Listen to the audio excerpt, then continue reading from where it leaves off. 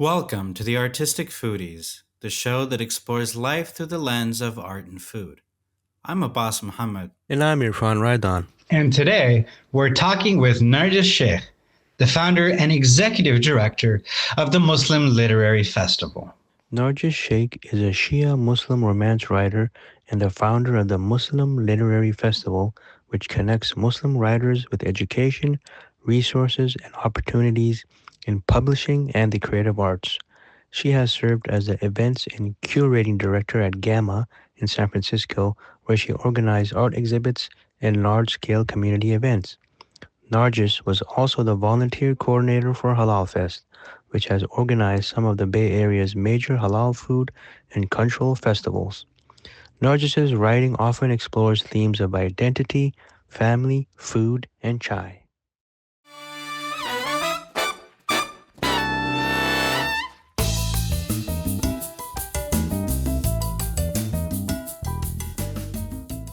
So, Nargis, we are so thrilled to have you here. I know you've been a long-time listener of the podcast, and a longtime friend of both Halal Fest and Gamma that produced this podcast. And, I feel like we have worked together and have known each other in the past so often and so much that it almost feels like we're family at this point, you know. So Almost. but here today, out of all the many things we could talk about, we're very curious to learn more about the Muslim Literary Festival, which I believe this year was the second year, right? That's correct. This year was a second annual festival. That's fantastic. Congratulations on the second annual festival. It's been incredible to witness what's happening in Toronto with the creative writing scene, and I hope this has more success and it goes international, because this is something that I personally feel is really necessary. But we're not here to talk about my feelings. We're here to talk about yours. I would love to know sort of where it all started. Where did the inspiration come from? What was that one moment where you decided to take a chance to come up with this dream? Firstly, thank you so much to you and Irfan for inviting me and allowing me to speak on your podcast. I'm so honored that you guys have brought me out here virtually. And I really appreciate you taking the time to chat with me. Honestly, the start of MLF, or Muslim Literary Festival, it can be, as all projects, as all passion projects, especially, there's a lot of different starting points. But the main starting point was when I started my official writing career journey 5 years ago. About 5, 6 years ago now. When I started MLF, it was 5 years, and I'm so used to saying that's what comes out. But essentially, when I started pursuing it seriously, it was also around COVID times, and so there was a lot of resources available online virtually, and that would be literary conferences, festivals, anything that had a course or a class. I was there, I was taking it, but I still came away with so many questions that I couldn't find the answers to. And there were very specific questions like, how do I manage my community's reception and reaction to the things I'm writing, right? Because we write to explore different parts of ourselves, and community is a big part of that. And so I don't want to offend anyone. I don't want to hurt anyone's feelings, because I have a lot of love for my community. And, I was lucky because one of the amazing authors that have come out of the Bay Area as well is Fatma Farheen Mirza. And I was lucky enough to have a way to contact her and ask her for advice. But that's not something that Muslim writers just have access to. A lot of the people, especially at that time, at conferences, didn't look like us, didn't talk like us, didn't have the same struggles that we did. So, as a coping mechanism, I started this journal entry that was titled, "What if I started a Muslim literary festival?" And so, even though it started out as a coping mechanism and it started out as an if, slowly over the years, the more books I read, the more authors I came across, I would write down what they're good at. I would love for Uzma Jalaluddin to do a workshop on how to write halal romance, for example. She does such amazing tension, and I've always been a fan of hers. And so things like that I would kind of just list out in my journal. And as I went along in my journey, that if slowly turned into when I start a Muslim literary festival. So that's kind of like the whole start of the seedling. And then actually, Abbas, you encouraged me a couple of years ago to attend Oscars in Edmonton, which is an amazing film festival. So many creatives from all over the world come together, and it's just such an inspiration.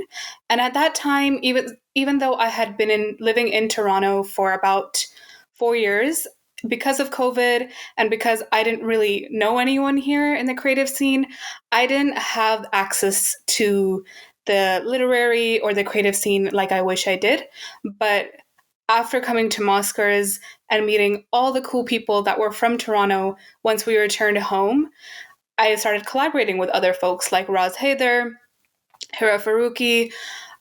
I started collaborating with all these cool people, and from there, I was able to make MLF a reality and start the first festival in June of 2024. Wow, that's an amazing story. Congratulations again. And I just wanted to let people know in the audience who's listening that, I first met you about 12, 13 years ago when we first had our first halal food festival here in the Bay Area in 2013. And, I think actually both you and Abbas were one of the core volunteers of the team. So I'm very happy, very proud to, I don't want to take any credit for all your work, but, very proud to see that you guys have, both of you have developed and created your own institutions, and so very congratulations on that. So as someone who has been a volunteer for many years, and then now you are stepping into the other side of the situation where you're kind of organizing the events and programs such as the Muslim Literary Festival. What are some of the early steps, or what are some of the early challenges that you had when you started the planning process of this festival? So before I go into that, I actually do want to, kind of talk about the HalalFest. It did start with HalalFest, like the trajectory. I started out as a volunteer, as you said, and then became, I think, volunteer coordinator, and then with GAMA, it was curating and events director, and something that I kind of internalized for myself a lot from a very young age was I didn't say no to any opportunity because I didn't know what was waiting for me in the future. So I didn't know, that volunteering at Halal Fest or, kind of like going up through the ranks or whatever, or even, volunteering through GAMA. Honestly, when Abbas came to me and told me about GAMA, I told him, I don't know what you're trying to do, but count me in. And I didn't know what I was saying yes to. That's the whole thing. And there was a lot of opportunities like that on the way that I didn't know what I was saying yes to. I went in and I had the best time. And it really taught me a lot on my journey. And that's really what gave me the confidence to start MLF. Because I've seen both you and Abbas, struggle with certain aspects, but also really shine through different aspects and bring the community together in a way that's just so beautiful. And so, some of the challenges I had, as I mentioned, I was still getting to know the creative scene when I started MLF. And although I had really amazing friends helping me connect with other folks, it was still something I wasn't completely confident about, especially because I knew maybe 5 Muslim writers in the Greater Toronto Area, the GTA, before I started this. And also I'm from America and I didn't know what the nonprofit scene was like in Canada. I'll let you guys know this much. It's much better than the American scene. So, that's a really big blessing that I was able to start this in Toronto. And one of the challenges was not knowing if there was an audience actually there. I from December 2023 to February 2024, this was all basically in my head. I was laying the foundation, registering the nonprofit, doing all of that work before I actually started promoting it on the social media channels. And until February, I still wasn't sure if there was a community out there for this. And working through all of that imposter syndrome and, that like voice inside me that tells me I'm a fraud. And honestly, like that I don't know if it ever truly goes away. I'm still working through it. But at that moment, it was definitely the largest obstacle that I was facing. And then once I actually launched, alhamdulillah, like the reception from the community, people that wanted to get involved, people that were so passionate about this, it blew me out of the water. And I'm so grateful for that because they are the reason that I'm doing this, that I keep doing this, and that I've been able to find such an amazing team as well that is as passionate. I'm trying to think of a couple of other challenges. Honestly, there's been I think the main two challenges have been not knowing things. I really don't like knowing things.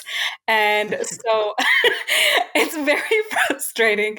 But the beauty in that is that I've learned a lot because of that. I learned how to use Canva properly and how to make graphic designs. I learned, legalese for, I'm not gonna lie, I don't know that much about the legalese still. I still outsource a lot of those questions. But for Like a finance, true leader, delegating like a true leader. exactly. But at the end of the day, you're still reviewing everything and you need to know enough to say, yes, this sounds good, right? But alhamdulillah, it's every challenge turns into an opportunity. And I'm just incredibly grateful for all of that. That's amazing. And it sounds like a real classic case of if you build it, they will come. Hmm. And it's like you built it without even knowing if there's, and that is, I mean, just hearing you say that out loud, that must have been terrifying. Oh, it was. Even thinking about it now, I'm like, I can't believe that happened. Actually, so for anyone who doesn't know, Hera Faruqi is the CEO of Muslim International Film Festival, MIF, in Toronto. And it was through a conversation with her that really started all of this in motion. Because at that time, honestly, I told her, do you have any advice for me? I want to start this in a couple of years. Once I really, established myself in the GTA as a creative. And she told me, you can't wait 2 years. This needs to happen now. And so that's why I, planned everything in 7 months, which is actual insanity. But at that time, when I was talking to her, the vision for the first MLF was renting out a venue in a university setting, 50 people, not really bringing in other agents or editors or any kind of like industry professional liaison yet. I wanted to first see where the community was at, where they were in their journey, if there was anybody out there. I was like, if I can get 50 people in the room, that would be amazing. That was my thought. So throughout these challenges and the imposter syndrome that you were talking about, which really never goes away, um, what was it that gave you the courage to keep going, even when you didn't know what the end goal was going to look like? I don't know if it's courage, but I felt like it was one selfish to stop because I could see that it was helping people. Especially when I got to the first festival, like honestly, even thinking about it now, like it makes me want to, it just makes me very emotional because it is like, I always want to everyone that attends the events to find some kind of value. And the fact that so many different writers, like we had writers from all parts of Canada, from Ottawa and Montreal, and, of course, like, within the GTA and a little bit outside. And it was just so amazing to see that all of these writers came here to better their future, for a chance at success. And we were helping them do that was astounding to me because I was like, I started this as a coping mechanism, and the fact that like we're helping people is just amazing. And yeah, I don't see it as courage. I just see it as this is something that's necessary. I don't So know if it's that not an answers your option. question. It's It's not an option. would you say it's is it your calling? Is it your mission? Like is this your divine purpose? Have you found your divine purpose on this earth? Divine purpose has a very deep meaning, so I don't know about that. I don't know about all of that. To be honest, I always say first and foremost, I am a writer. There's actually been a few things that we were exploring this year, in terms of additional programming that I've kind of pulled back because it was getting in the way of my writing. And as much as I want to show up for the community, and I really do, I love doing this. It also, I am a writer. That I'm a writer that saw a gap in the market, and that saw a gap in our hearts, and I wanted to fill it. So I don't know if that answers your question. Thank you so much for answering that question. I'm very curious to know something. We talked a lot about community. We talked about how the community showed up, and this is something that the community needs. And yet, when you started it, it was you, your thoughts, and your journal. How did you go about building the village that now is thriving around you and your organization? Honestly, the village kind of found me. Um, It does. It does. Are you a writer? something like that. Um, like I said, we kind of launched a virtual or like online on social media pages in February of 2024. And a lot of people were really excited. And I also mentioned, initially we weren't going to have that much industry professional engagement in our event because I wanted to see where the writers were at first. And of course, we were reaching out to different companies, especially in the publishing sector, trying to see if anybody would be willing to take a chance and sponsor us. And a lot of people were very interested, and they want to see Muslim writers thrive. And thanks to their support, and they also said, can we do anything else? And that's also when I started thinking more from our community's point of view. I can't say no to an opportunity on their behalf. And so that's how that 50 people event slowly grew into a 140 people event, because so many different sponsors and vendors and community folk just really wanted to get involved and help Muslim writers succeed. So, yeah, the village found us. So I just had a follow-up question about the planning process. One of the things which I enjoy about doing different events is the process of trying to find some solutions to the problems that occur. So once you do the first event, then you kind of see what all the problems are. So what are some of the things that you kind of figured out for the second event that were problems in the first event? That's very well said and a great question. Honestly, as soon as the first festival ended, my brain was already going. Honestly, before it ended, I was already thinking, okay, how can we make this better? Because, the first event, I feel, and I'm sure you guys both have had this experience, is it's very much an exploring event, like where are people at? What do they want? What do they like? What do they not like? There's so like when we were going into the first festival, I told my team repeatedly, everything is a learning curve, like everything is a learning opportunity.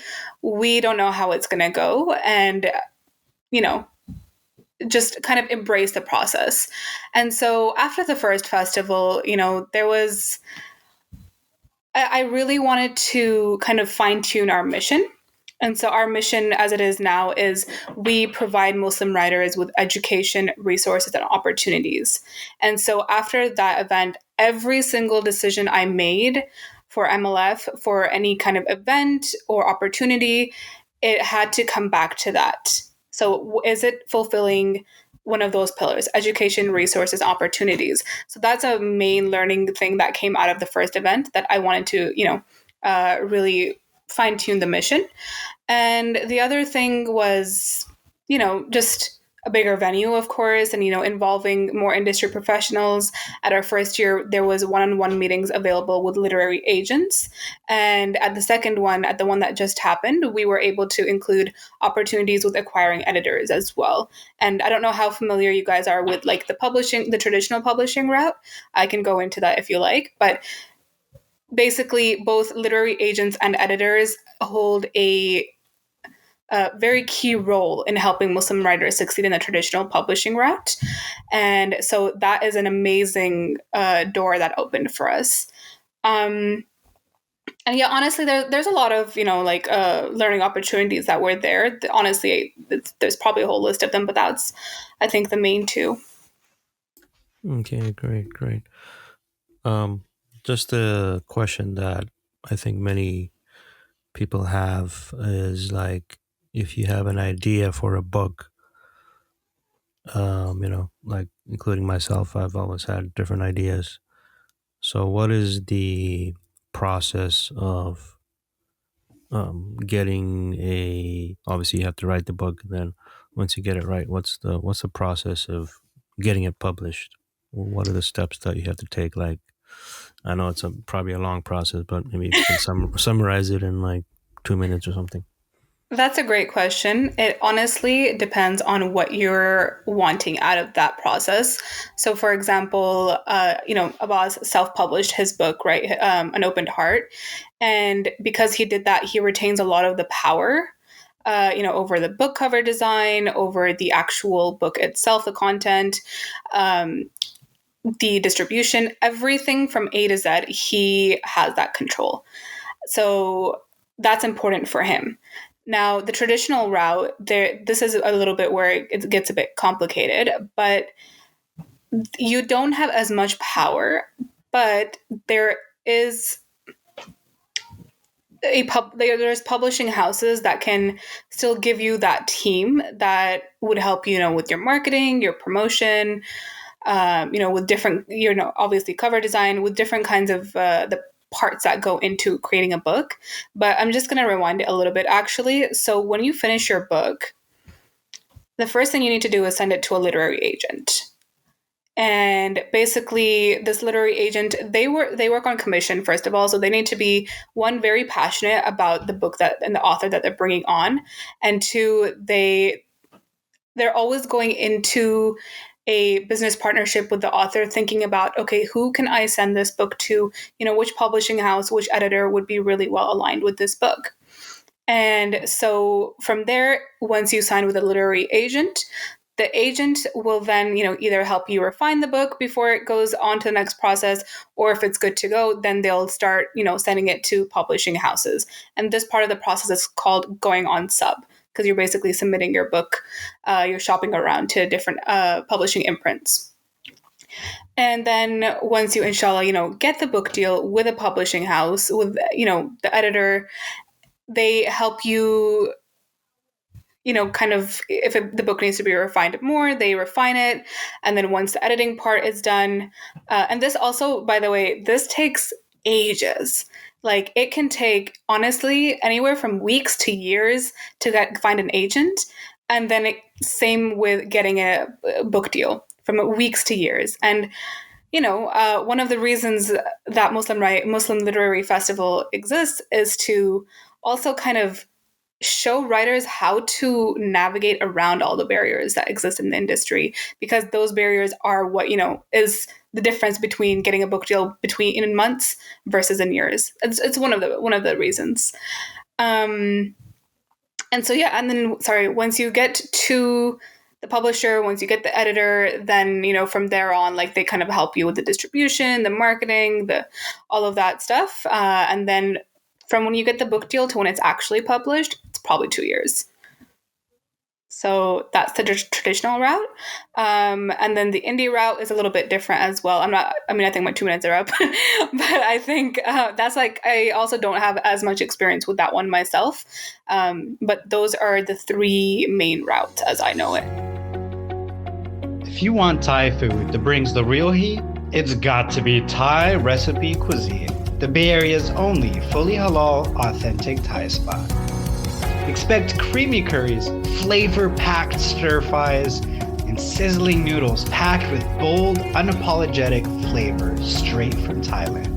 Dine in, takeout, or catering. Feed the whole crew and steal the spotlight at your next dinner or event.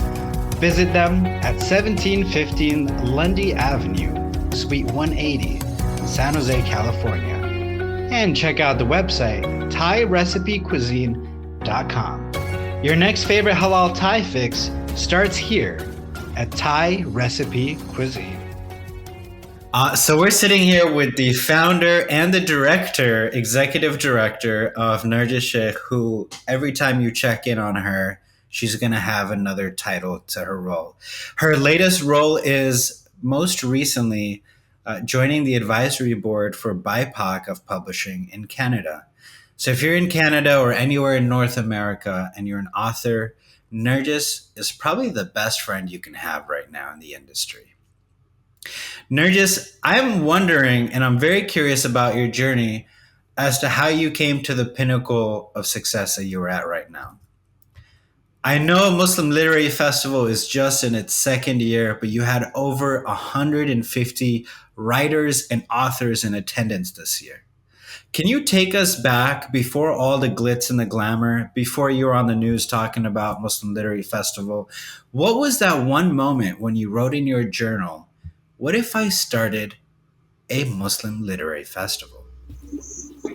Thank you so much for the glowing introduction, first of all. I wouldn't say I've reached pinnacle of success by any means. I'm just a writer, like everybody else, trying to publish their book. And that's how I started, writing in my journal. What if I started a Muslim Literary Festival? About 6 years ago, around COVID time, all the courses, all the literary festivals, they became virtual. And so I was able to access different kinds of courses for different genres and really build my craft skills that way.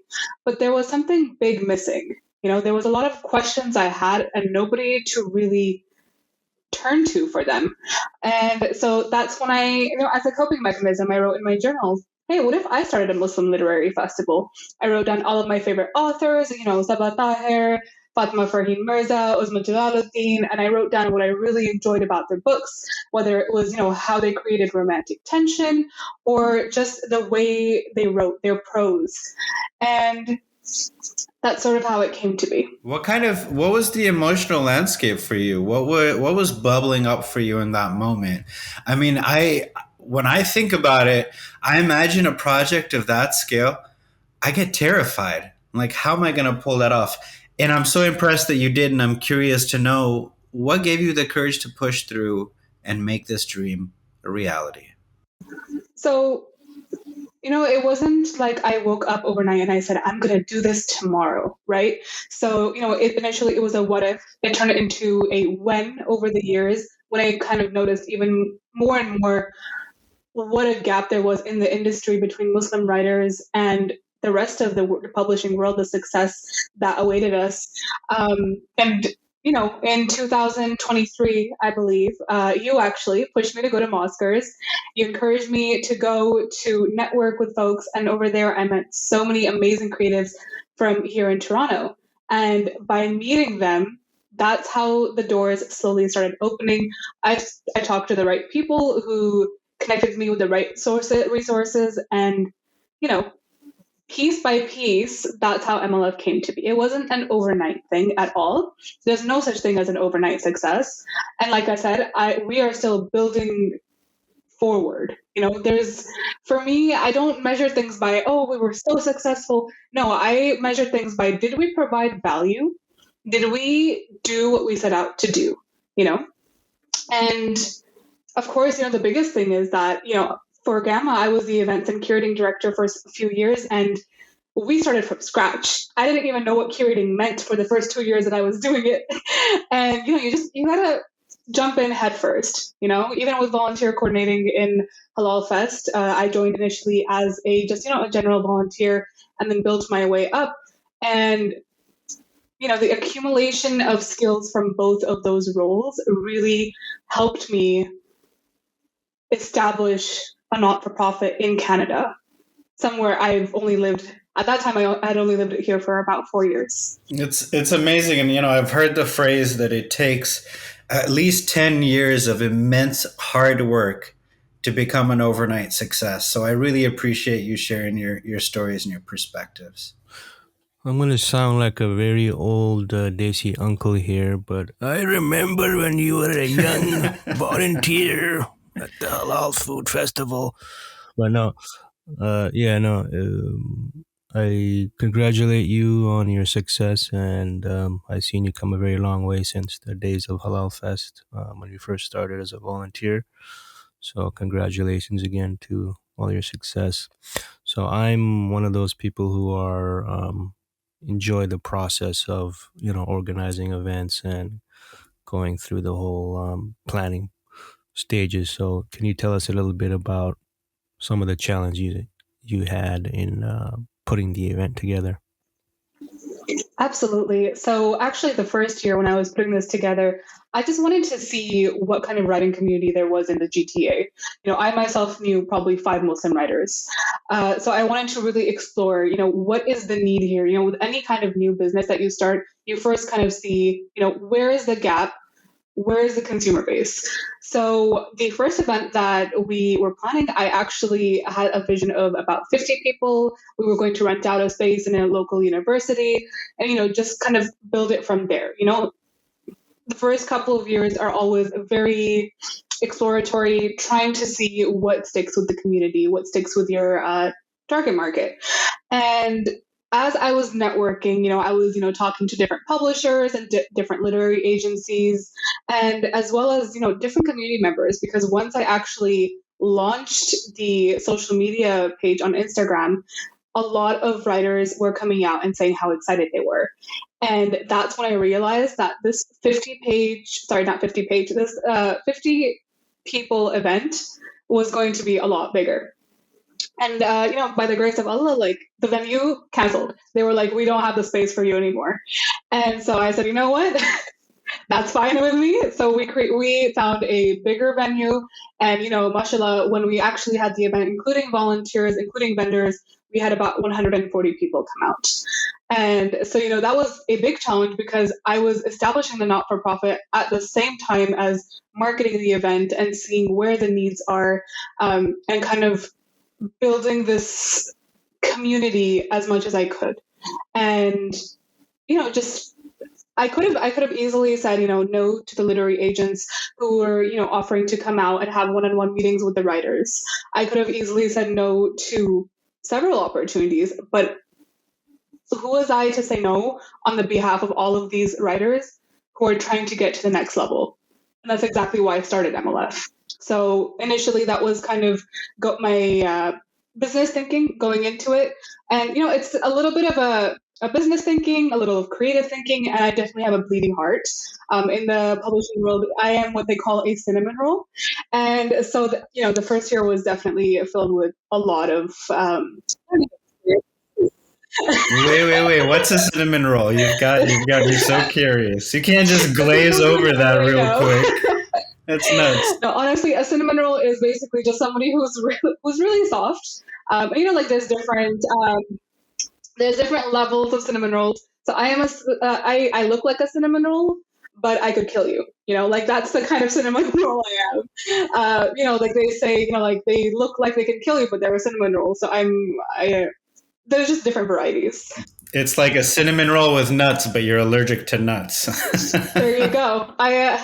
Quietly lethal, silently lethal. There you go. It's not a pecan cinnamon roll. It's a pecan cinnamon roll.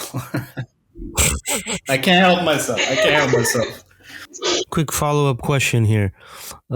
So, usually when you do the first event, it's a learning process because it hasn't been done before and you make a lot of mistakes and there's things that happen which you didn't think about before. So now on the second event, usually it's a little bit more calm. You have learned some things and improved. So tell us a little bit about the difference between the first event and then your second one that just recently completed this year.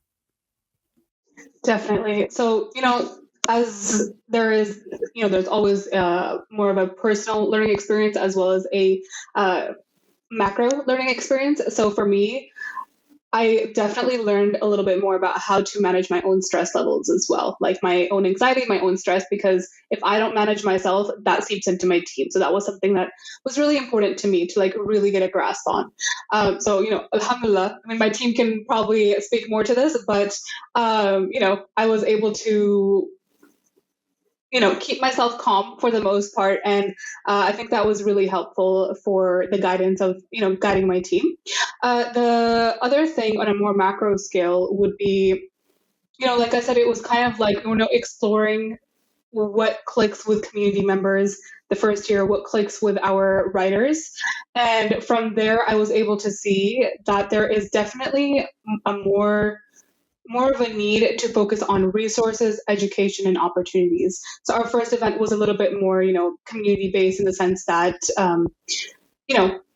just what is it like to be a Muslim writer navigating this space? And it was more discussion based. But now our focus is, okay, how can we give them the resources to actually navigate the industry? Alhamdulillah, there is enough resources out there and enough literary festivals or different kinds of organizations and events that do explore the reality of what it's like to be a creative. And so we want to equip them with tools. And so going into our second festival, that was our main focus. That was why our keynote with Uzma Jalaluddin really focused on, like what were her learning experiences as she navigated from her first book up to her recent debut, Detective Auntie. And that was also our thinking behind Abbas and Raz's workshop, which was on creative writing.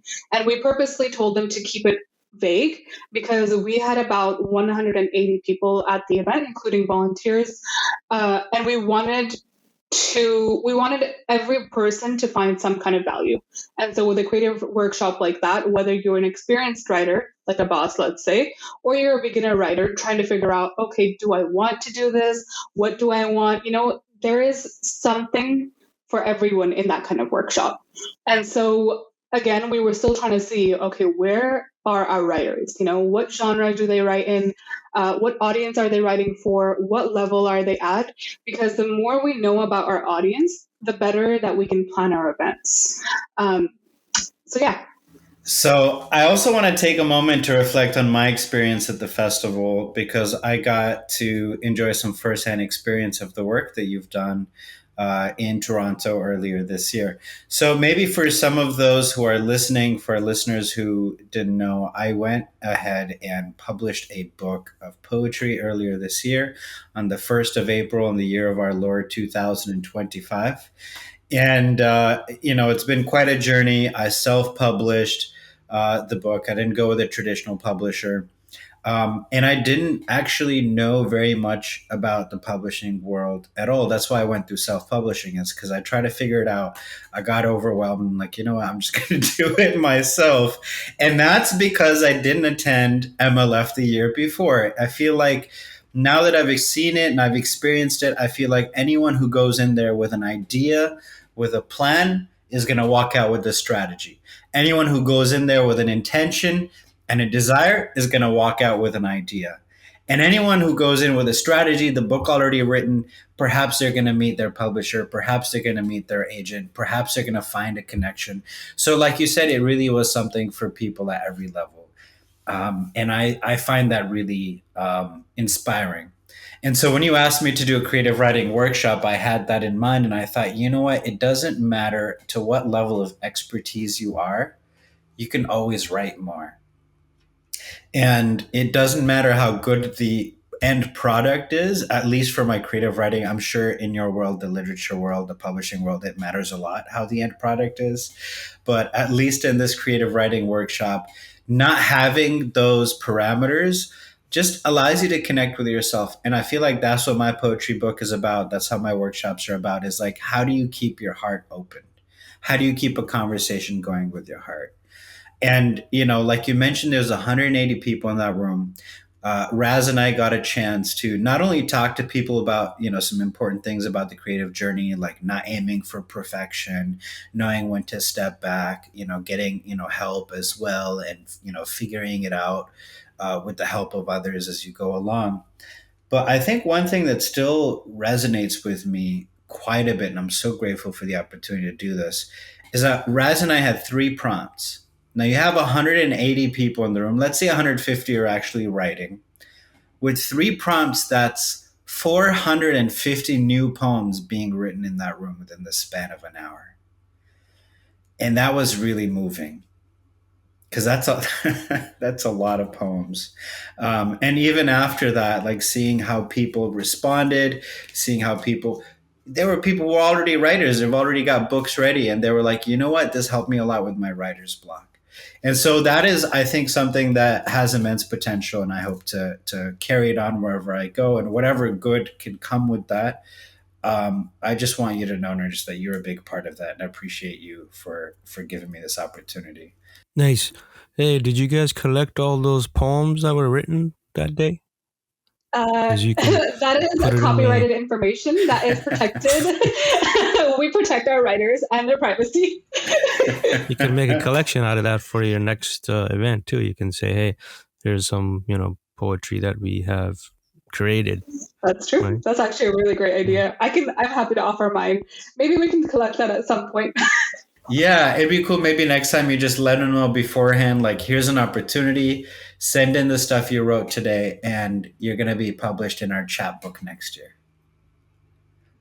I love that. Great idea, Irfan. See, I mean, this is a working meeting here. Do you need a board of advisors? Because I think Irfan is available. I have enough team to manage. Thank you. I have a lovely team. I have a fantastic board. I'm just a girl. I love that. I'm just a girl. One thing that I witnessed also that was really beautiful is how your community showed up for you. Your volunteers weren't just doing what they needed to do. They were excited to be there. It looked like every single person in that room was excited to be there and didn't want to be anywhere else. And that's quite a challenge to do, and that's quite an accomplishment. I'm curious to know, how did you go about building this village that shows up for you? And are there any people in specific that showed up for you in unexpected ways? Now, alhamdulillah, I'm so grateful for all of the people I've met in Toronto, for everybody that I've crossed paths with. It is truly, MLF is a love letter to writing. It's a love letter to our ancestors, to our, to all the stories that came before us. I didn't really find the village. The village more so found me. When I, when I started out, obviously in the beginning, while I was building the foundation from about December 2023 to February 2024, I was kind of just in it alone. Imagine Steve Jobs, but in a basement in the winter in Toronto. So that was basically me for a few months. And it wasn't until I launched in February of 2024 with our social media pages that I realized, how passionate our community is. There are so many active readers out there. There are so many active writers, and they all want to see Muslim authors thrive. And honestly, it's the mission that brings them together.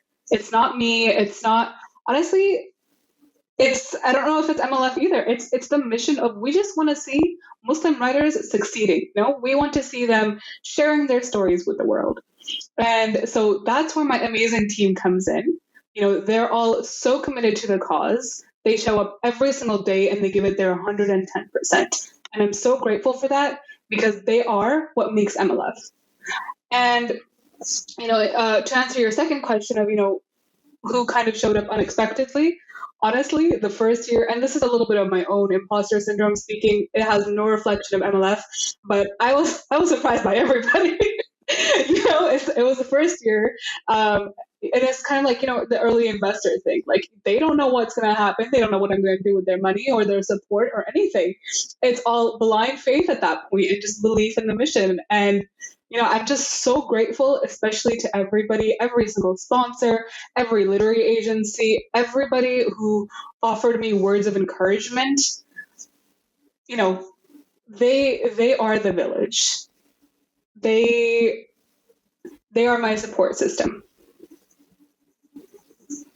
Sorry, I don't know if I answered the question. Okay, I got a little too passionate. that was good. That was good. Passion. We like to hear the passion. So, as a BIPOC Muslim author, you shared that many doors were closed to you. So, how is MLF opening these doors for others? It's so inspiring to see so many aspiring Muslim authors, come to this event, come to honestly our virtual events as well, with not even a story in mind. And they're just so interested, like, how's the bread made, right? And because of their interest, because they're actively showing up to these kind of spaces, they are slowly starting to write their stories, whether it's a poem or a novel or a short story or whatever it is, they're showing up to their words now. And also, just the meetings with the agents and editors that we're able to, provide for the community, that's opening a lot of doors as well, not just for writers who want to get, secure representation and get to the next level, or who have an agent and would like to, submit their manuscript to an editor face to face, which, by the way, is such a unique opportunity. And I can't wait for myself, like when I'm at that level of like, hey, I have an agent, I have a book, let's talk, right? Like it's such an amazing opportunity to have the chance to talk with an editor face to face. So it's not only that we're able to provide that for writers, but also like, especially folks who are so passionate about, like how books are made and created and published, they're now exploring different career opportunities in the publishing industry as well. So it's amazing to witness all of that. And, just like in the MLF team itself, a lot of folks come to us as really passionate readers. And they say, we're not really writers, we're just readers. We want to see Muslim writers succeed. And by a few months later, they're like, you guys are inspiring us so much. Like just being around this, all of this, creative energy has inspired me to start writing. It's inspired me to start taking a creative writing course. It's inspired me to, look into what else is in the publishing industry for me. So, yeah. How do you envision the Muslim Literary Festival evolving in the next few years?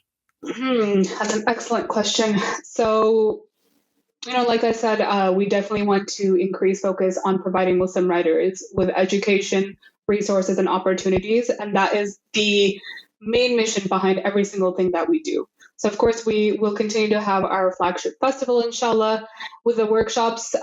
They might not be monthly, but we will continue to have workshops in collaborations with others as opportunities arise.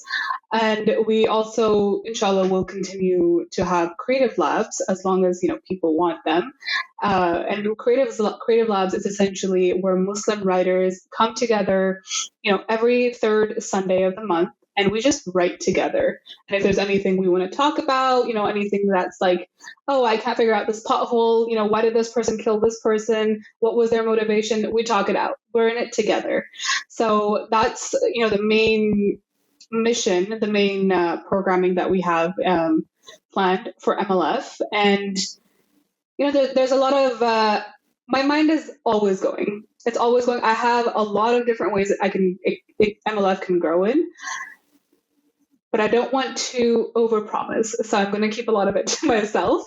I will say that one thing that Abbas actually taught me, and I think he read this in a different book, is go at the speed of trust, not the speed of your vision. And that's actually my desktop background, because like I said, I can take MLF in a lot of different ways for the next few years. But because of this advice, I'm able to kind of see, okay, what is my team's capacity? How much can we actually do? We are a volunteer-run organization. So yeah, that's all I'm going to say at this point, because I don't want to overpromise. I hope that answered the question still. Yes, thank you very much. That's amazing. I'm really inspired, and I wonder for any listener that either has an idea for a book or has a draft for a book, is there anything that you can give as a parting word of advice from all the experiences you've had, from your organizing to your writing to building connections? what is one little nugget of advice or wisdom that you can share for any listeners that they can walk away from this feeling like they've got an extra tool in their toolbox? Revision is the strongest skill you can hone. It's a skill I'm still trying to hone. It's literally revisioning your book. Just because Wow. you've written the first draft. I didn't make That's that bars. up. Have you ever thought about making t-shirts? Because that's a bar. I can't even take credit for it. It's something I've learned from other writers, other editors. But, a lot of writers, after their first draft, they get stuck a little bit because they don't realize how much work actually awaits for them in the revision part of the process. You have the story down, and that's fantastic. That's amazing. Well done. Now you need to figure out how to tell the story in a way that does it justice. So revision is not your enemy. It can feel like it. Trust me, it can feel like it. But you are re-envisioning your story. So come to it with love, come to it with care, and with a mission that, you know what? I want to give my readers the best book I possibly can. That's amazing. I appreciate you so much. And I know we're coming to our time here. Easier. So, I just want to say what a special honor it's been to actually be able to witness this go from an idea to then seeing you on the news in a very, very short amount of time. And so, I feel like there is a shift in tide right now. And this is a great example of how Muslim creatives are finding each other, are building community together, are helping each other grow. And it's this rising tide. You can see it in TV. You can see it in movies. We talk about it a lot during this podcast. And so we're seeing it in the literary world as well. And I'm not just saying this because I published my own book this year, but I'm realizing that I myself am just a thread in this grand tapestry that we are weaving together. And may we all look back at this tapestry and look at and marvel at the beauty that we have continued to create together. Not just the three of us on this podcast, but really the entire ecosystem of creative Muslims. So I'm really just, overjoyed to have you on this show as a leader in this community and an inspiration for the youth. Whoa. I appreciate both of you for having me on here. It's such an honor, especially because I would be a very different kind of leader if I, didn't learn under both of your wings, so to speak. You guys both gave me opportunities when I was just a teenager and, in my early 20s, and I didn't have the first clue of what I was doing. And I would just say yes whenever somebody asked me to do something. And all those yeses led me to where I am today. So thank you for taking a chance on me and for being Irfan, part this of is the part where we're type. thanking each other. Thank you very much. That was great. Thank you. No, thank you. Thank you. It's the Spider-Man meme. Yeah.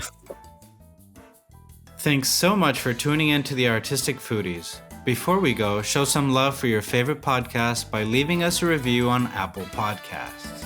Be sure to find us on Facebook and Instagram to stay tuned for more episodes as well as bonus content. You can also have access to all of our episodes at theartisticfoodies.com. This podcast has been brought to you by HalalFest Incorporated and GAMA, Gathering All Muslim Artists.